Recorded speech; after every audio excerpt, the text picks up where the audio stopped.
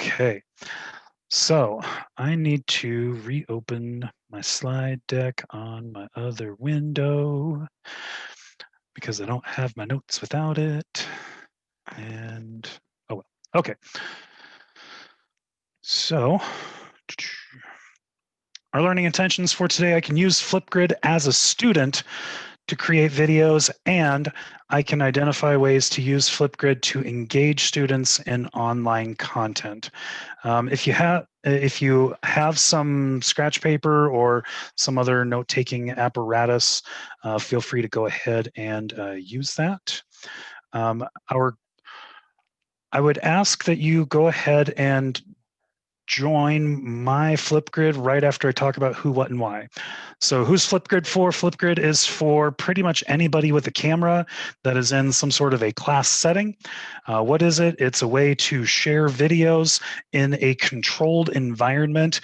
It also is a platform that works very similar to other video sharing apps such as TikTok. And why would you use it? Because it's amazing. So I'm going to ask you to go ahead and join my Effective Digital Integration FlipGrid class. You can use my code here, or if you prefer to use a mobile device, you can use the QR code. And one of the first topics in that session is an introduction. And I did limit that to 15 seconds, but I'll ask that you go ahead and give that a shot. And when you get into FlipGrid, where do you go to add your classroom code? So when you go to flipgrid.com, there should be a spot right on the front page that says enter or join code. Katey, would you be able to share your screen and show what that looks like, please? I will unshare so you can share.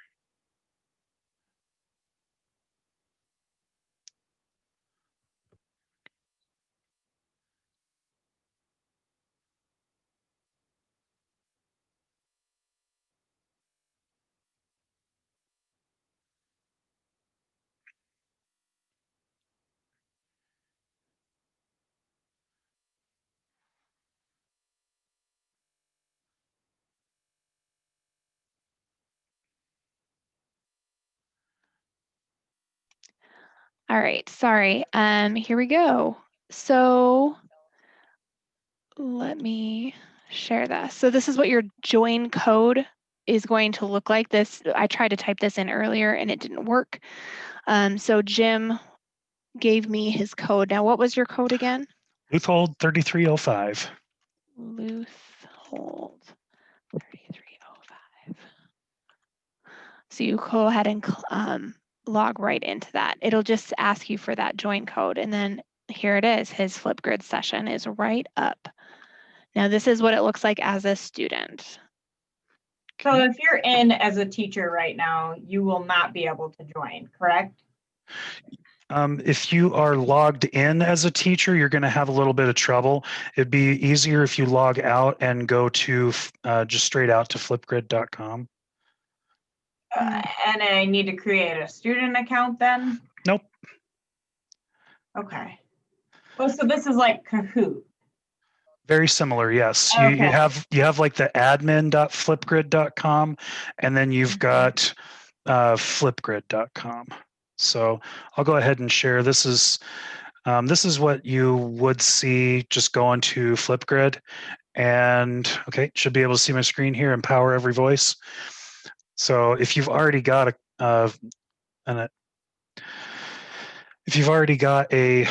account, you just enter in that code there. So, question popped up in the chat. If you have video currently on your screen, or you're using your camera for Zoom right now, yes, you can stop the video, and then you would be able to record in FlipGrid.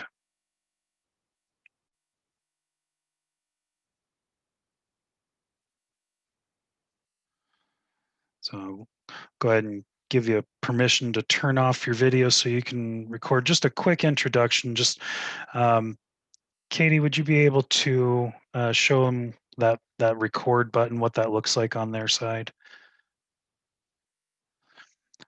Once they're in, it's pretty straightforward, but we want to make sure that they're getting back to that introductions.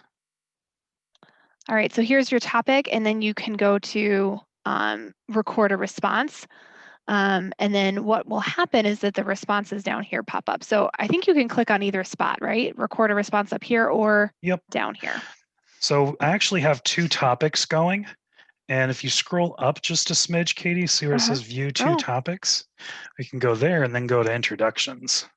I like it. Yeah. Get fancy. We'll have a little bit longer time. There was my one from earlier. Class code was Leuthold 3305. It's also up on the Canvas page.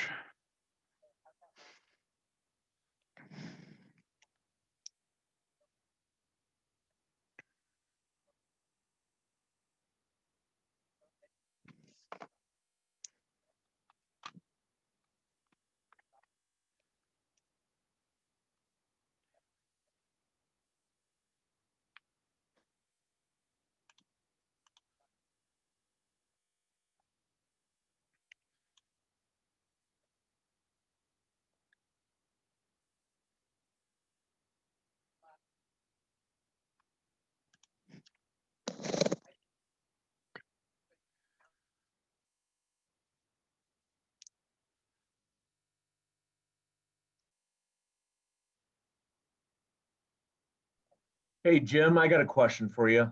Yeah, Ryan. So I shut my video off and attempted to record a response, and then it redirected me to the educator login. Is that okay? normal? So you should still need to log in to FlipGrid, but since you're accessing through that join code, it should take you to the student side. Does that make sense? Yes, that makes sense, but it's like walking me in a circle here, because when I hit record a response again, it brings me back. I enter the join code. I go back to the page. I can hit record a response. It tells me to sign in. I enter the join code. It brings me back. So it's kind of like a revolving door here for me right now. Boy, that is with it. Unexpected. Katey, were you having that problem? No, but I've been in that circle before. It's a real thing. I didn't have that problem with this. I've logged in. I used my Google login, and I logged in with my K-12 Google account is how I ended up getting in. Yep.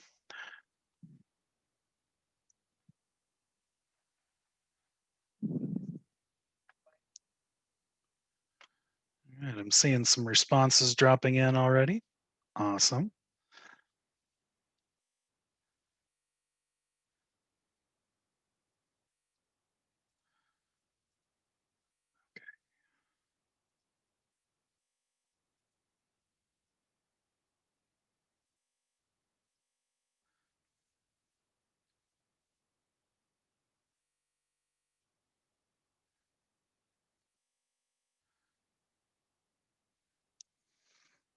All right, so I'm seeing some responses dropping in. A couple of people already getting views on their responses already, which is awesome.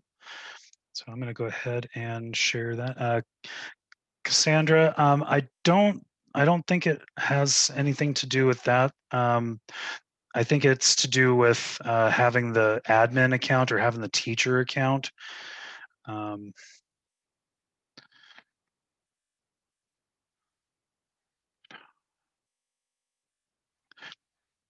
The only argument between Zoom and FlipGrid should be over who gets the camera.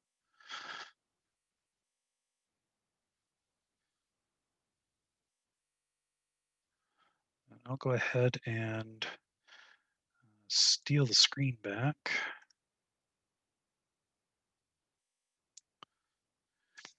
So for those of you who have not used FlipGrid before,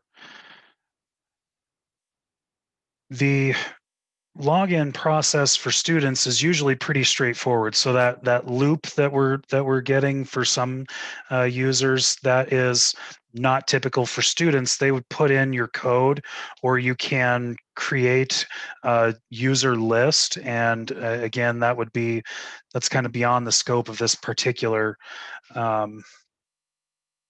That's beyond the scope of this particular session. From the teacher's side, when you're in, you would see all of your students' responses. It looks kind of like this. And actually, there's been a few more since I had this one up, so I'll refresh.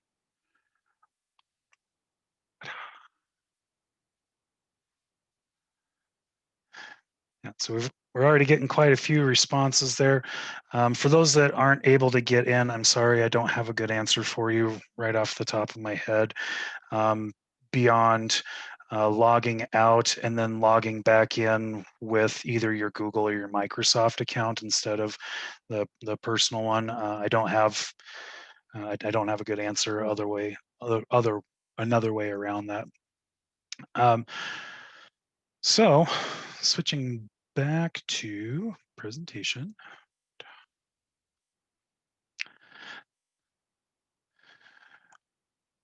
Some of the reasons to use FlipGrid is because the platform is very similar to other social media platforms that students are used to using.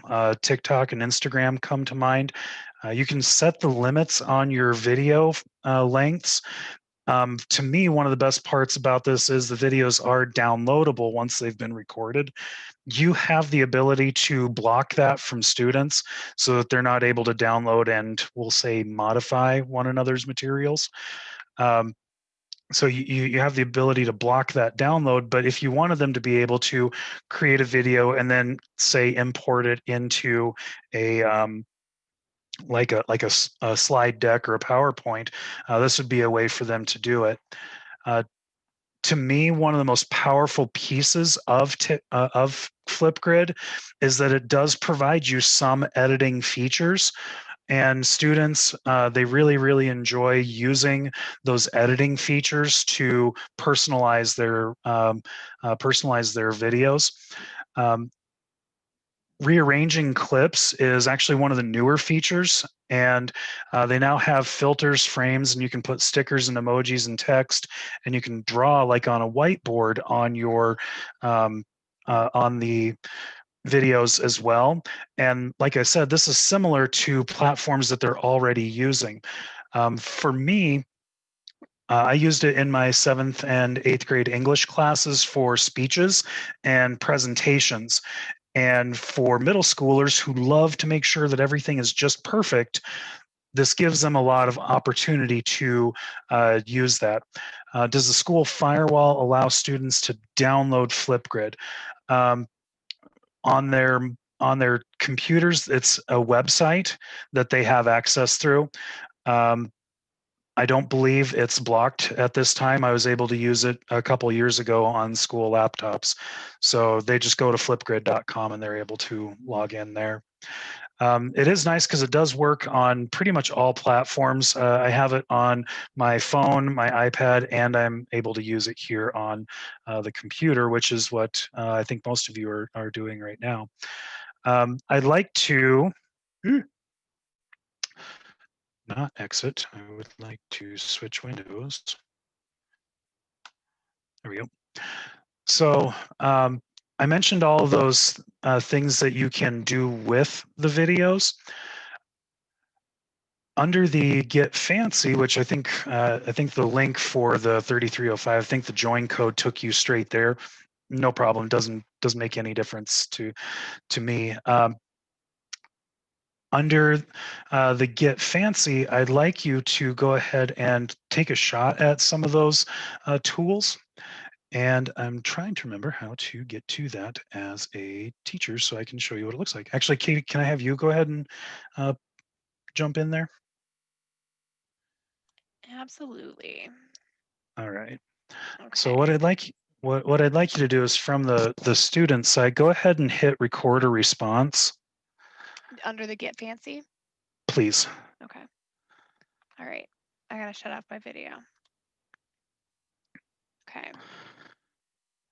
Oh, So, there it is. Angela, there is a way around the logins. You can create login badges, which is just a QR code tied to student accounts, and they can just show their camera the FlipGrid login badge, and that bypasses the Clever and everything. Okay, so thanks, Katie. Can you go ahead and click on Effects for me? Mm-hmm. So under effects is where you see all of those different tools that I had mentioned, the filters, the frames, emojis, all that. One little trick that we discovered is you have to apply the filter or the frame or whatever before you record. If you record, you can't go back and add them later. So yeah, go ahead and just pick one at random, whatever floats your boat. Yeah, isn't that pretty? Oh, that's not a good one.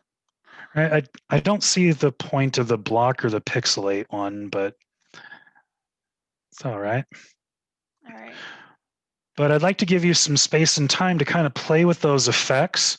And Katie, if you hit record, Mm-hmm.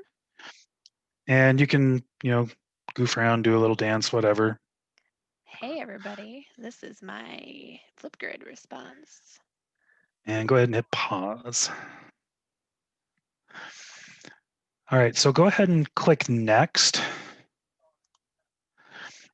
And when you click next, you get that video clip. So, and from there, you're able to trim one end or the other.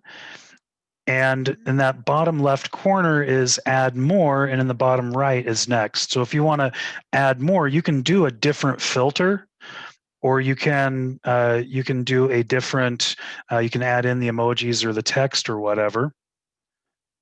Oh, cool. And then you can keep recording, and you can change it up. So under the Get Fancy, I want to give you some time to just fiddle with it.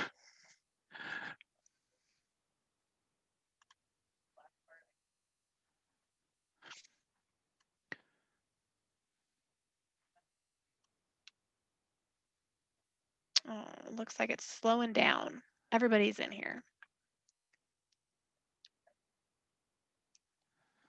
Maybe we'll go ahead and. I'm going to just move next. All right.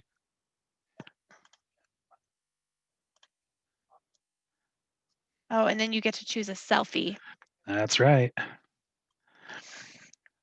So the selfie is basically the thumbnail that gets shared on the comment thread or the feed. I'm going to add a frame to it. There we go. The selfie you can edit afterwards, but the videos have to be done beforehand. Is there a way to use text just to comment? Sarah, can you elaborate a little bit more? Go ahead and use your mic if you want. So I end up commenting on a lot of videos and on my phone because I do it like while I'm at my kids' soccer practice and stuff like that. Is there a way that I can just use text so I can stop like smiling all the time? I'm going to go ahead and steal Katie's screen here, and I'm actually going to show you how to do that. Okay, thanks. You bet. I 100% understand. While the video part is very useful and very valuable, yeah, that's a lot of smiling. So I can't speak to whether or not you can do that from the app, but I know that you can use it from the website. So like here, I'm looking at Ronaldo's response, and I can just scroll down and add a comment down here, and I can just I can write a text comment down here.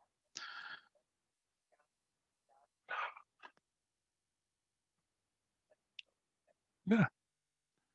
Under feedback. So under feedback, I can type my comments, and then it's not public that way.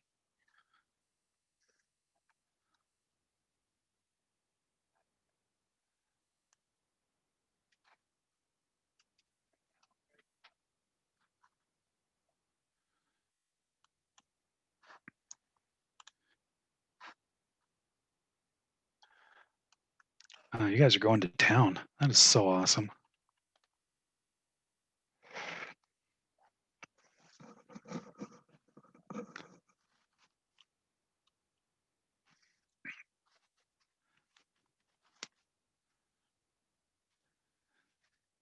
So we've got 37 participants, and you guys just uploaded this, and look at this. In a matter of minutes here, we've got 50+ views. And that's one of the strengths of FlipGrid and using it in a synchronous situation like this. We have the opportunity to record videos now, and they're already being viewed throughout our group. That immediacy is part of that 21st century learners world. We want to take advantage of that and use it to support learning in a way that they're going to be familiar with and comfortable with.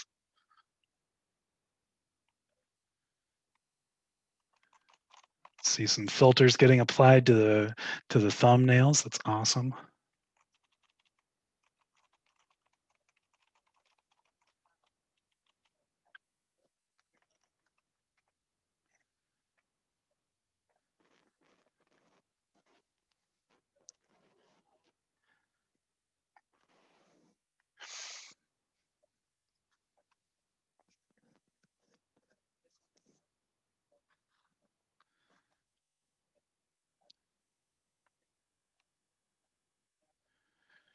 $608.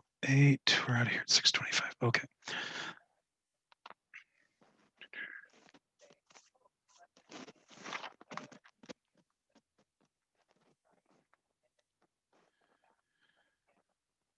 All right. Go ahead and start bringing you guys back from your recordings. I thank you for dropping those in already. That I ask that you go ahead and use some of those features and use them to produce your own videos. Thank you for doing that. The next step is I'd like to talk a little bit about how to use this platform to engage students and how you can do this in a way that's going to be effective for you and not turn into a giant mess. So when you're working with students, a lot of the same procedures that you use for physical face-to-face classes, they still apply in the digital environment, and even more so when they're sharing video with one another. So just like you wouldn't ask students to start sharing their deepest, darkest secrets with one another 5 minutes after they met their peers, you wouldn't do the same thing on FlipGrid.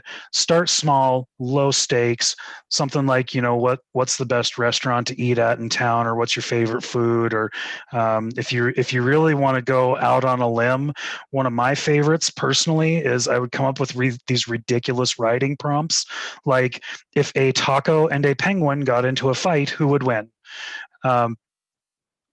When you use low stakes like that, that can help build that trust. And just like we did here, where I gave you some time to kind of play with the software and learn how to use it, you're going to need to go through that learning curve as well. That's part of that engagement process, but it's that old saying, go slow to go fast. Time invested now in teaching them how to use that equipment and how to use that program is going to pay you dividends later, when in 6 weeks you can say, okay, I posted a FlipGrid topic, go check the prompt and get your responses. Likewise, you're going to need to teach the expectations for behavior. I'm sure that you've never made the mistake of looking at the comments section on a YouTube video. But if you haven't had that joy, people can be very forthcoming, to say the least, or even worse. So teaching them that digital citizenship is a skill that's going to matter when you're using FlipGrid. You need to explicitly say what your expectations are and model what is appropriate and what is preferably, well, you don't need to model inappropriate behavior, but you need to specify, what kind of behavior would be acceptable and what does not belong on this platform. You do have a video moderating feature in FlipGrid. So like when I go to the topic, now this is the teacher side, this is the back side, which students aren't going to see. When I go into the specific topic, one of my options is the ability to moderate the vids. And where did that go? Downloading is another one that you may want to consider disabling when you're using this. I believe it's just the creator that can download it, but just to make sure the videos don't end up in the wrong hands. Where was moderating? Nope, that wasn't it. Maybe it's because it's already been. Oh, there it is, right under the top. I knew that. So what video moderation does is it keeps the video private and hidden from other students until such time as you approve it. So you can see what they've created before it gets released out into the wild, so to speak. This is also a way to use FlipGrid for things like if you're a music teacher and you want them to do a private music test where they play just for you. This is a way for them to submit that online to you without having them under the microscope of their peers, so to speak.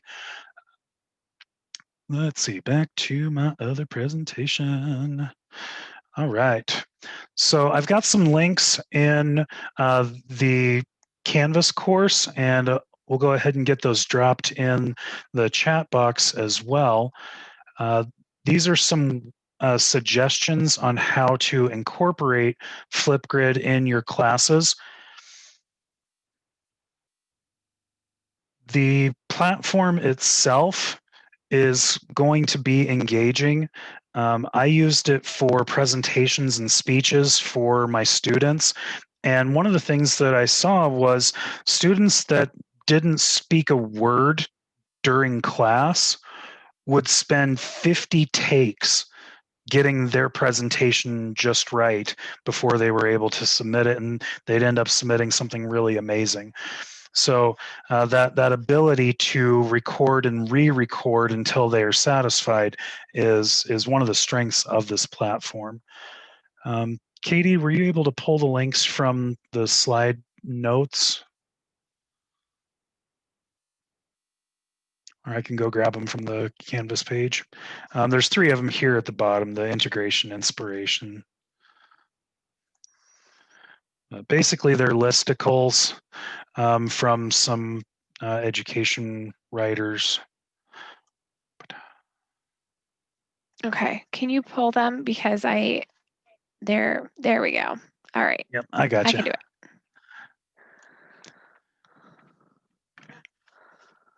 So I wanted to give you some suggestions or some ideas there. We've got about 10 more minutes in this session. And I will hit my last slide, and then we can give you time to just kind of play around and explore and do a little Q&A. So pluses and pitfalls of using FlipGrid. One plus is privacy.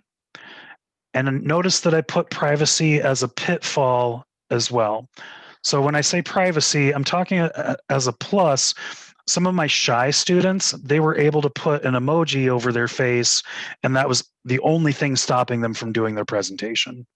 For whatever reason, middle schoolers were just terrified of people looking at them while they were talking, even though they talked incessantly.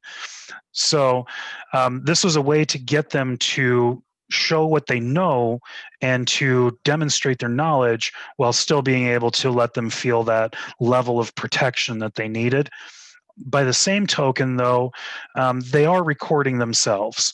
And for in-class purposes, we're totally within FERPA rights. And as long as you are upfront with parents, I didn't have a single parent ever tell me, no, my kid can't be on there, especially when I explain that this is limited specifically to our class. But you do need to bear in mind, though, that because you are recording in many cases minors, there are privacy considerations. Some of the other pluses, since we're running kind of short on time, one of the best ones is fun. Kids laughed and they had a great time creating their videos, and the creativity that the kids showed in those was always mind-boggling. It was a way for them to share what they knew in a public venue that they were relatively familiar with. There's a medium and a currency to that platform. A lot of students view them, they value things like likes and how many views they get. And this is a way for you can enable those features here in FlipGrid. They can see that other people are viewing their stuff, and for many that is that's a motivator. You know, they're willing to go for it. There's hundreds of how-tos, and especially with the integration with the LMSs.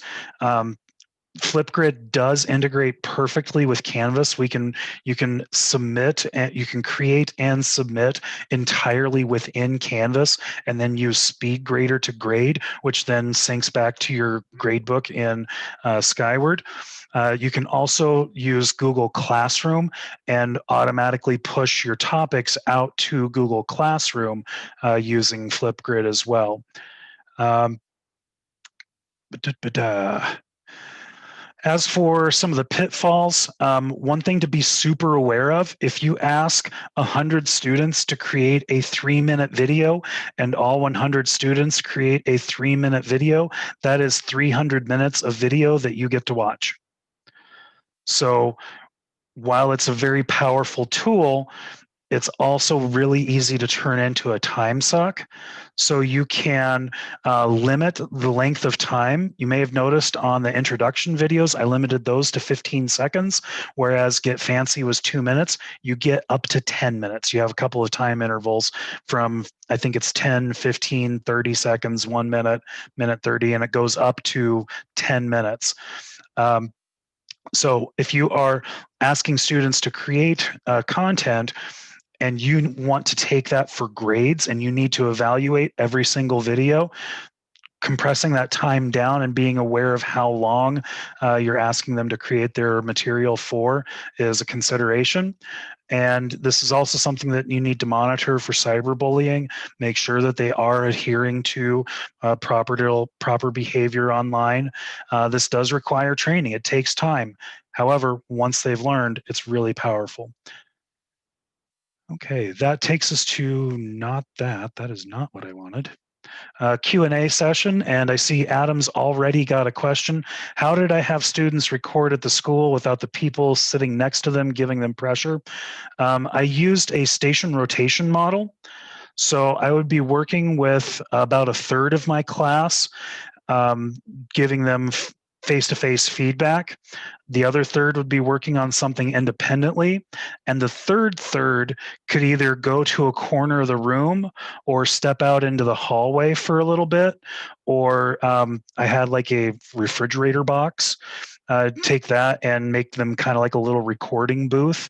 I had those were how I handled that. Noise when everyone was working, honestly, it wasn't that big of a deal because they were face to face right up against their specific computer. Because they were talking to their computer, there wasn't a whole lot of interference with background. I use a workshop model in my class, so it's kind of like there's always kind of a buzz anyways in the room. So that wasn't really outside of the norm, at least for my classes.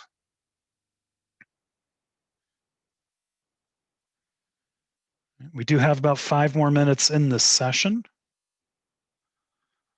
Other questions, thoughts, creative juices flowing on ways this might work for you?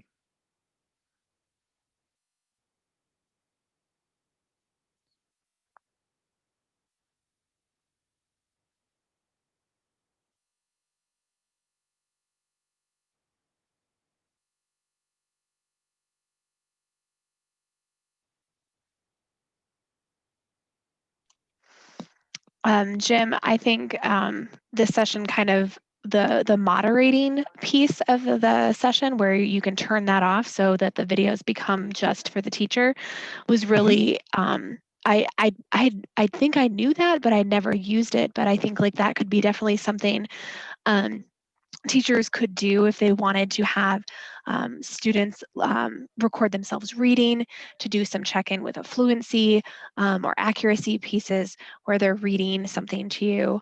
I just think like that's a great tool to just kind of have a check-in with us individual students that you don't always get if you guys are completely online. So I just thought that was a great way to do that. And also just for shy kids, like, I mean, it's just for the teacher. The only person that'll see this is the teacher. So thought that was a great idea. Thanks. I'm glad that was that is a good point, that if you're working on something that works more in a verbal medium than than necessarily written, having that video and that private function there works really well too. And then there's a couple more people just sharing in the chat, you know, using it with their writing for younger learners. Sharing their writing. I think that's such a great idea. They can hold it up to the camera. They love doing that stuff. And the responses, people that have tried it out, sounds like it's been great. So they love playing with those filters. Who doesn't love playing with filters, right? Right.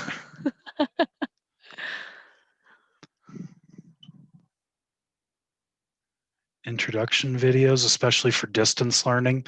Absolutely. Sarah, you got a funny joke thread. That is awesome. That goes back to building that those personal student-to-student relationships. Awesome.